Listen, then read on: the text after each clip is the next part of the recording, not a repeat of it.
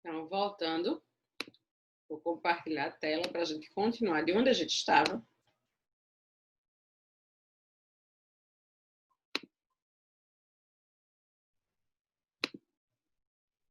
E aí, o que é que acontece aqui? Então, o que é que ele falou aqui? Somente terão direito a recursos do fundo partidário, só iluminar aqui, e acesso gratuito, eu acho que é isso que está escrito aqui, estou na frente, à televisão, na forma da lei, os partidos políticos que alternativamente, então perceba, é um ou o outro, tá? Então tem que ter ou o inciso primeiro ou o inciso segundo. Então a cláusula de embarreiramento ela é rígida, mas há alternativas. E perceba que eu fiz questão de não apagar isso aqui, ó. Foi tudo acrescentado pela emenda 97 e tudo que é acrescentado por emenda à Constituição é muito cobrado em prova. E a gente está vendo que isso vai se aplicar agora, né, nas próximas eleições. Então, daqui a 2 anos, isso aqui também já deve estar em. Então, vê só. Somente terão direito a recurso de fundo partidário, acesso gratuito à televisão, na forma da lei, os partidos políticos alternativamente. Vou botar aqui que já cá. Obtiverem nas eleições para a Câmara dos Deputados, no mínimo, 3% dos votos válidos, distribuídos em pelo menos um terço, só acrescentar aqui, que entrou mais alguém.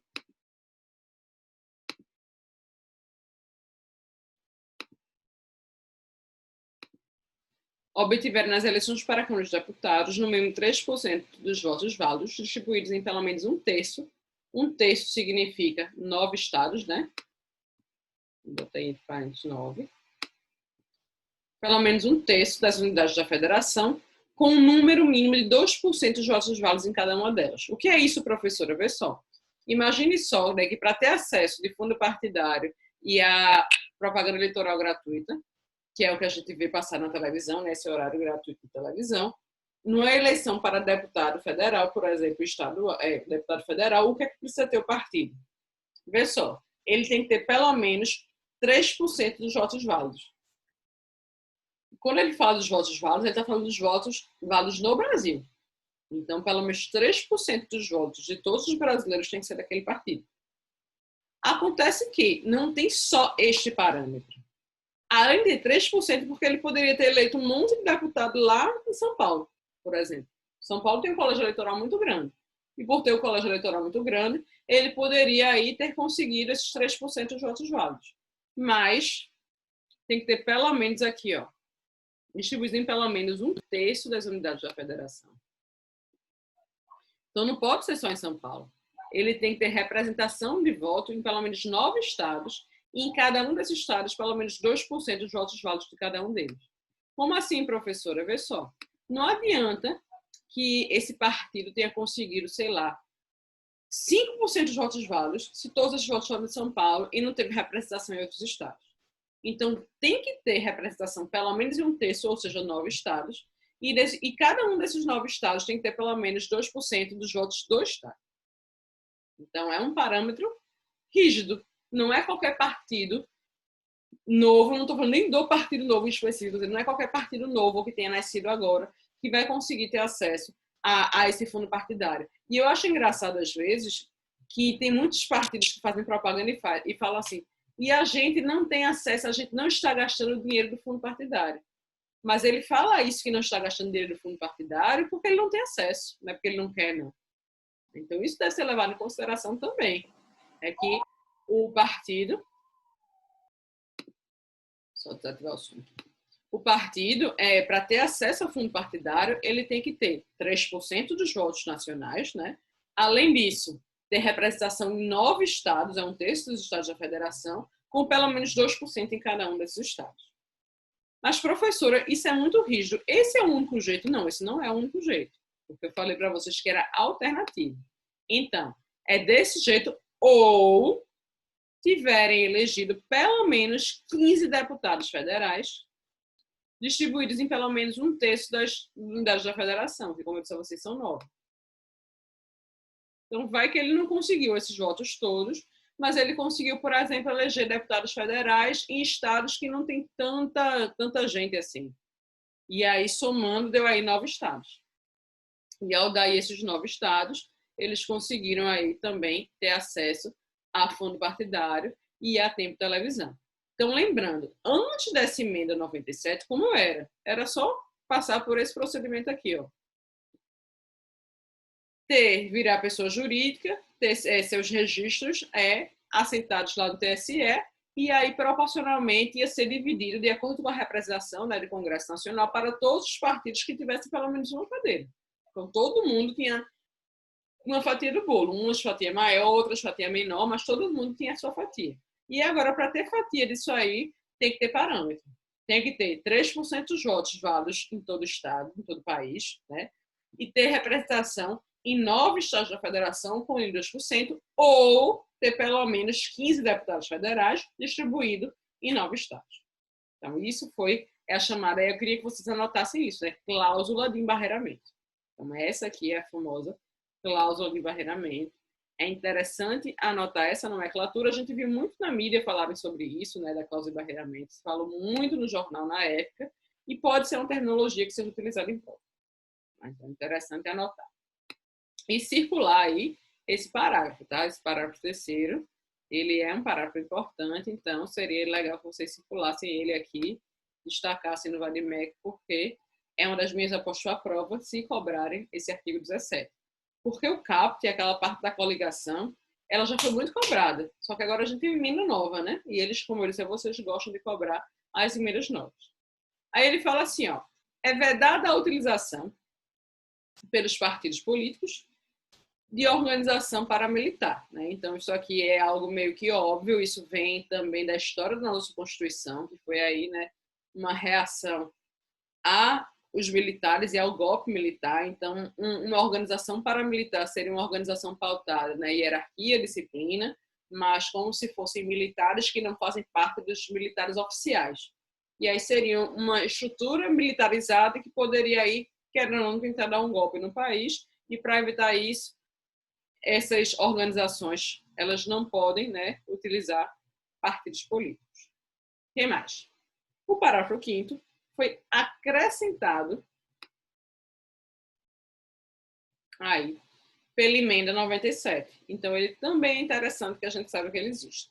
Aí ele fala assim, ó, ao eleito por partido que não preencher os requisitos previstos no parágrafo 3º deste artigo, ou seja, essas duas alternativas que a gente acabou de ver, né? Ter pelo menos 3% dos votos válidos, dividido em 9 estados da federação, com 2% de cada um deles, ou ter pelo menos 15 deputados federais distribuídos em pelo menos 1/3 das estados da federação. Então, perceba, digamos que eu, Manu, eu fui candidata, tá? E ao ser candidata, eu me candidatei a deputada federal e eu venci.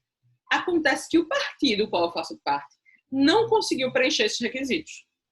Ele nem conseguiu os 3% e nem fez 15 deputados federais. Ocorre que eu quero me candidatar à reeleição. E para me candidatar à reeleição, é importante para mim que eu tenha tempo de televisão e que eu tenha acesso ao fundo partidário, porque senão eu fico injusto comigo.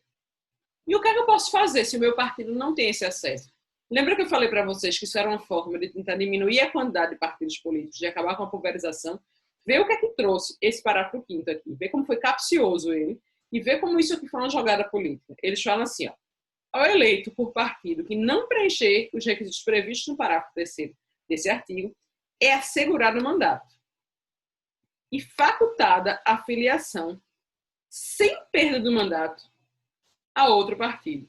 Vê só, a gente viu aqui uma jurisprudência que se a pessoa trocar de partido eleito por eleição proporcional, ela acontece o que com ela? Ela perde o mandato. Vê só. A gente viu aqui, ó. Só minimizar umas coisas que estão parecendo que eu estava salvando o vídeo. Falou aqui, ó. As características do sistema majoritário, não aqui em cima. O sistema majoritário, aqui, aqui. As características do sistema proporcional, com sua ênfase nos votos obtidos pelos partidos, tornam a fidelidade partidária importante para garantir que as opções políticas feitas pelo eleitor no momento da eleição sejam minimamente preservadas. Então, isso aqui era o entendimento, tá, que existia no Supremo Tribunal Federal. E aí, o que é que disse agora a emenda à Constituição? Vê o que é que eles modificaram. Você que foi candidato por um partido que não teve uma grande expressão, se você quiser, você pode mudar, veja, é facultada a filiação sem perder mandato para outro partido que os tenha atingido. Então, se eu me elegi, sei lá, pelo Partido Novo, por exemplo, que é um partido que nasceu agora, e o Partido Novo não teve acesso ao fundo partidário e nem tem televisão, porque não conseguiu os 3%. Eu estou chutando o Partido Novo, mas eu nem sei, eu acho até que ele já tem, tá? Mas não teve os 3% de votos válidos e nem 15 deputados federais.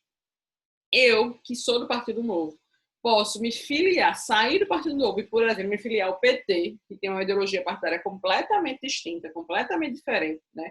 Na verdade, dizem que o Novo surgiu justamente em oposição ao PT, então eu posso me filiar ao PT sem isso ser considerado infidelidade partidária.